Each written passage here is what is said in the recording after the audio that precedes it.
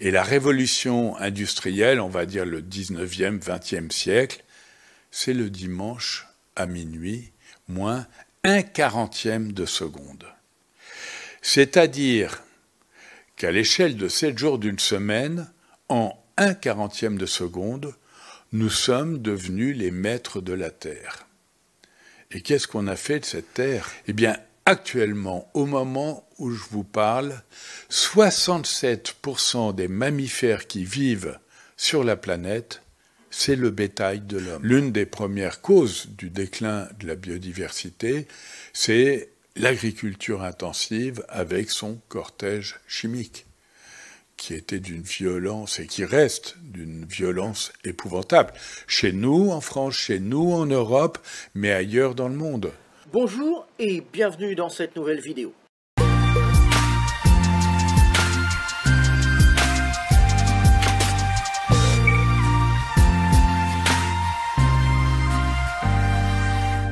Alors, je vais vous parler de biodiversité. Vous avez évoqué son déclin. Et vous voyez, il y a presque un mois, jour pour jour, j'étais à Marseille pour le congrès mondial de l'Union internationale de conservation de la nature.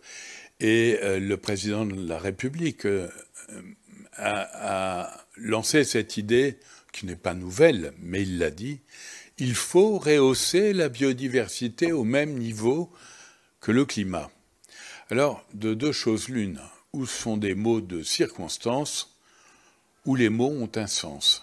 Et ça signifie en clair que politiquement, on ne devrait plus prendre de décisions qui puissent impacter violemment la biodiversité, comme c'est le cas en principe pour le climat. De la même façon, il convient d'allouer des budgets à la biodiversité, budget important, comme c'est le cas pour le climat. Alors on verra dans l'avenir si cette manière de reconsidérer la biodiversité est vraiment prise en compte de façon pragmatique, j'ose l'espérer. Pourquoi ça ne marche pas ? Pourquoi la biodiversité est au fond reléguée par rapport à la question climatique? Je crois que pour une raison assez simple, c'est que le climat, malheureusement, on voit les événements qui s'accélèrent et qui s'intensifient. On voit la violence des sécheresses, des inondations, des tempêtes, que sais-je ailleurs, que sais-je encore, chez nous bien sûr, mais ailleurs dans le monde. Et en face, on a identifié le problème, on a des solutions à la mesure du citoyen, de la collectivité, de l'entreprise. Et ces solutions, elles sont assez simples. C'est de l'isolation thermique, c'est du covoiturage, c'est de l'économie d'énergie. Donc, pour le climat, on identifie le problème et on a des solutions. Vous prenez la biodiversité. Mais si l'Outarde, Canepetière, le Vison d'Europe, ou pour parler de la Bretagne, la Sterne de Dougal disparaissent, ça laisse tout le monde indifférent. Et très franchement, la plupart des Français ne savent même pas que ces espèces existent.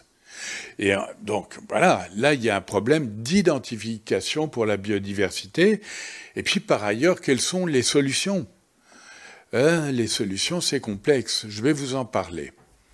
Mais avant d'en venir là, peut-être faut-il essayer de réfléchir au sens du mot biodiversité. C'est un mot qui apparaît dans les années, fin des années 80, globalement. Et je me souviens qu'à l'époque, j'étais plus jeune qu'aujourd'hui, j'étais parti pour le sommet de la Terre à Rio en 92. Avec, il y avait Haroun Taziev qui était là, il y avait un certain nombre de gens qui s'étaient impliqués. Le mot biodiversité était clairement apparu. Et ça avait un peu secoué la conscience, on va dire, des associations de protection de la nature, parce que à l'époque, on parlait de protection de la nature. Et on trouvait que le mot nature était empreint de, j'allais dire, de sensualité. Oui, la nature réveille nos sens, nous invite à toucher, caresser, écouter, regarder, observer, que sais-je encore. Alors que biodiversité, c'est un peu froid. Mais ce mot avait par ailleurs un avantage, c'est qu'il donnait un crédit à notre engagement. On était des associations de protection de la nature, c'était gentil tout ça. Ah, la biodiversité, ça faisait sérieux. Quoi qu'il en soit, certains ont regretté que le mot nature disparaisse un peu, d'autres étaient contents que le mot biodiversité apparaisse. Aujourd'hui, il faut compter avec le mot biodiversité sans pour autant effacer le mot nature. Et je rappelle quand même que lors de ce sommet essentiel, historique, de la Terre à Rio, il y avait 3 piliers déjà. Ils étaient visionnaires, ceux qui avaient organisé ce sommet. Il y avait la question climatique, donc c'est très vieux. Ça a mis beaucoup de temps à s'installer dans la société, à être pris en compte par le politique, mais c'est assez ancien. Il y avait la biodiversité en 2e, et en 3e, il y avait Madame la maire, on dit la maire ou le maire? La maire. Madame la maire, voilà. Eh bien, en 3e, il y avait la solidarité, et notamment la désertification qui conduisait à la misère. Donc, le mot solidarité est très important. Et au passage, quand j'en parlais avec Nicolas Hulot, quand il y a eu les gilets jaunes et tout ça, je lui ai dit, mais ces taxes qui affectent les plus fragiles d'entre nous, ça pose un problème, hein. Et il m'avait dit, mais c'est moi qui ai demandé, quand il y a eu le ministère de la Transition écologique, d'ajouter « et solidaire ». Parce que toute action devait être conduite en prenant en compte les plus faibles d'entre nous. Et on voit bien que la manière dont on affecte l'environnement affecte les plus fragiles. Vous savez, depuis 2 ans, je publie des vidéos sur les médecines douces, la naturopathie, le bio, les huiles essentielles, la réflexologie, l'acupression et sur différentes thérapies alternatives.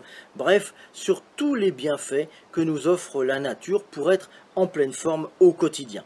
Mais ces vidéos, ce ne sont qu'une petite partie de ce que je peux vous apporter. Et j'ai envie maintenant, après des années de travail en cabinet, de partager avec vous toutes mes connaissances et toute mon expérience. Je vous propose donc de vous abonner à ma lettre privée de santé naturelle. Chaque jour, vous recevrez directement dans votre boîte mail une mine de conseils, de trucs et d'astuces tirés de mon expérience en cabinet.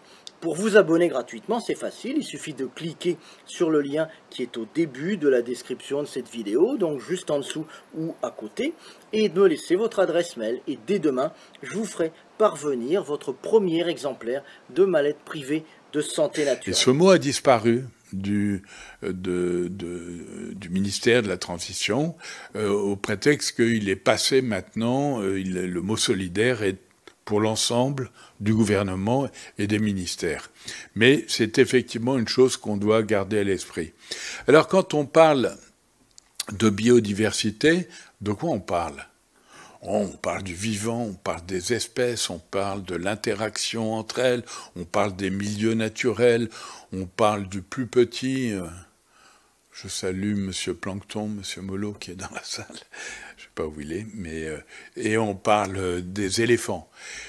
Mais comme vous l'avez indiqué, je ne sais plus qui l'a dit, il y a pas longtemps, l'IPBES a fait un bilan. L'IPBES, c'est l'équivalent du GIEC, mais pour la biodiversité, cette plateforme des scientifiques du monde entier qui font un état des lieux périodiquement. Ils ont évalué à 1 million d'espèces le nombre qui sont actuellement menacées ou en déclin sur 8 millions d'espèces envisagées. Je dis envisagées parce qu'en fait, on n'en a identifié que 2 millions seulement. Alors, comment se fait-il qu'on a marché sur la Lune, qu'on a flirté avec Mars et qu'on ne sait toujours pas combien il y a d'espèces chez nous? Ça n'a pas été une priorité. Et pourtant, l'histoire de la vie est prodigieuse. Elle commence, l'histoire de la planète, il y a 4,5 milliards d'années, la vie apparaît 1 milliard d'années plus tard. Là, je sens qu'il y en a déjà qui s'endorment, et je les comprends. Ce sont des chiffres qui donnent le vertige et qui ne signifient pas grand-chose. 3,5 milliards d'années, bon, très bien. Mais alors, il y a des scientifiques américains qui ont eu la belle idée de résumer cette prodigieuse saga à 7 jours d'une semaine. Alors, tout commence le lundi à 0 heure, c'était il y a 4 milliards et demi d'années. Eh bien, la vie apparaît sur Terre 1 milliard d'années plus tard, c'est-à-dire, sur Terre plutôt dans l'eau, dans les océans, c'est-à-dire le mercredi à midi. Et on va passer directement aux dinosaures si ça ne vous dérange pas. Et là, on se retrouve le dimanche à 16 heures. Les dinosaures vont disparaître le dimanche à 19 heures. Notre ancêtre, on va l'appeler Lucie, bien qu'on sache que 3-4 millions d'années qu'on a des ancêtres que l'on retrouve périodiquement encore plus anciens. Mais c'est le dimanche à minuit moins 3 minutes. Le Christ, c'est le dimanche à minuit moins un quart de seconde. Et la révolution industrielle, on va dire le 19e, 20e siècle, c'est le dimanche à minuit moins un quarantième de seconde. C'est-à-dire qu'à l'échelle de 7 jours d'une semaine, en un quarantième de seconde, nous sommes devenus les maîtres de la Terre. Et qu'est-ce qu'on a fait de cette Terre ? On l'a bouleversée. Alors, je pourrais vous dire qu'actuellement, on évalue qu'il y a environ une espèce de batracien sur 3 qui disparaît, une espèce de mammifère sur 4, une espèce d'oiseau sur 8 et parfois sur 5.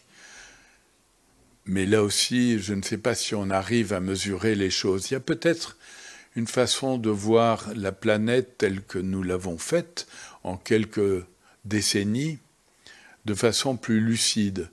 On s'attarde tout simplement sur les mammifères. Eh bien, actuellement, au moment où je vous parle, 67% des mammifères qui vivent sur la planète, c'est le bétail de l'homme. C'est-à-dire les bovins, les caprins, les porcins, etc. 67% des mammifères, c'est le bétail de l'homme. 30% des autres mammifères, c'est nous. Vous faites le calcul, ça fait 97%. Il reste 3% de mammifères sauvages sur la planète actuellement. Des baleines, du renard, du rhinocéros, que sais-je encore. 3% de mammifères sauvages. Voilà ce qu'on a fait du vivant qui nous entoure, de cette planète. Alors, beaucoup racontent qu'au fond, la planète, elle survivra à cette situation. C'est nous qui risquons de ne pas survivre. Il y a un très très beau texte que beaucoup d'entre vous doivent connaître, qui est le discours du chef indien Seattle.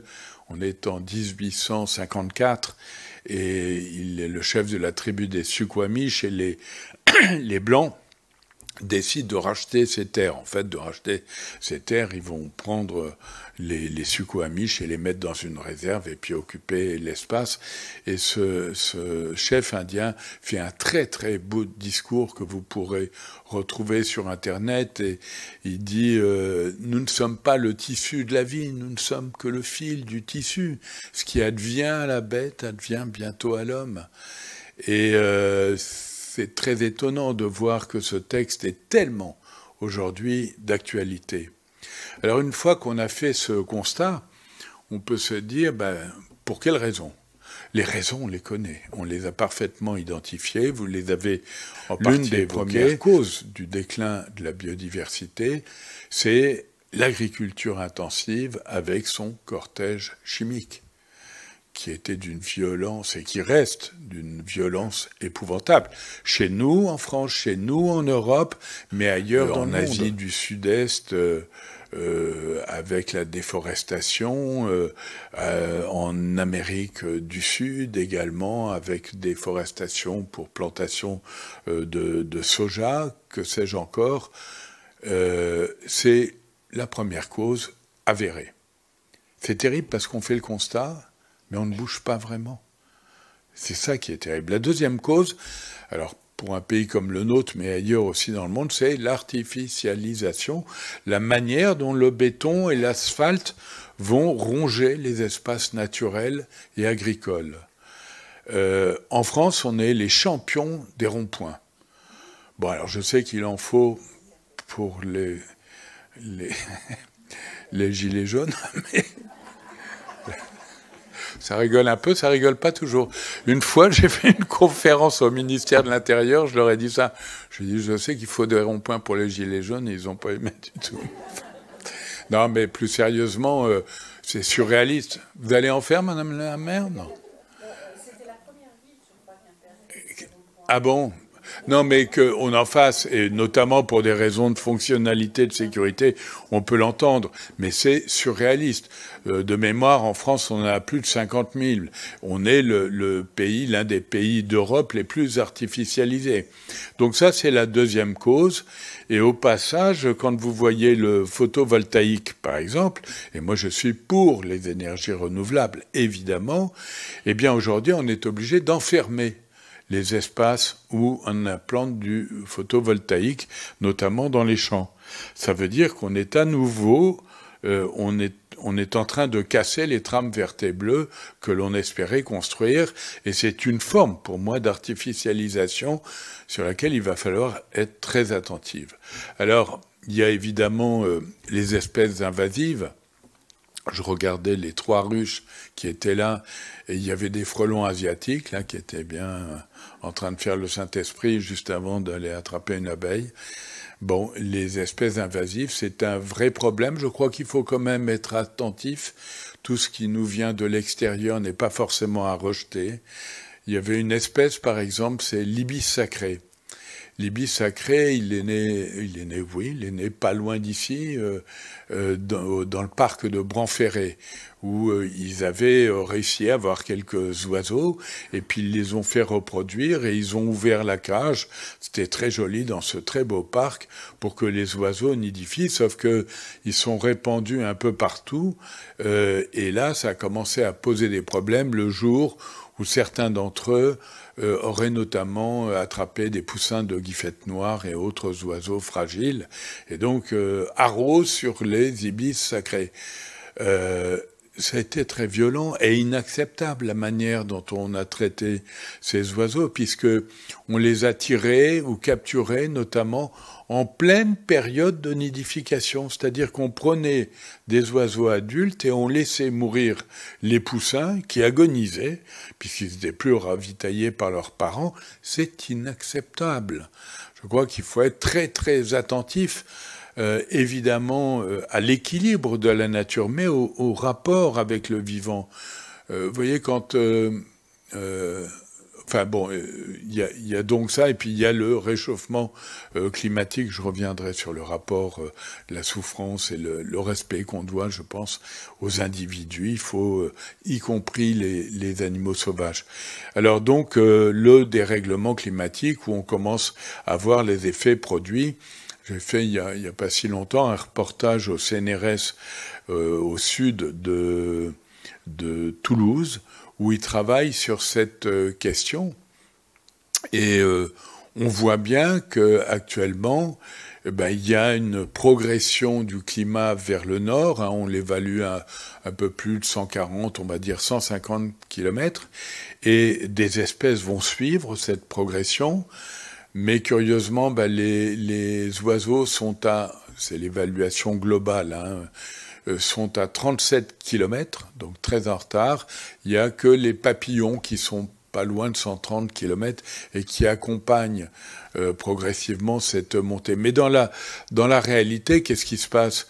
Les animaux vont se réfugier évidemment dans les zones plus fraîches, et il y a pas beaucoup d'hypothèses. Où ils partent vers le nord, où ils montent dans les massifs. Vers le nord, on a un exemple qui est le renard roux, où vous avez peut-être vu sur Internet des images terribles, où le renard roux, qui est plus costaud que le renard polaire, il arrive à capturer des jeunes renards. On a vu un renard roux avec dans la gueule des jeunes renards polaires. Donc il y aura évidemment des problèmes de territorialité. Même chose dans les zones montagneuses. Plus on monte, moins il y a d'espace et plus il va y avoir de conflits. Et puis...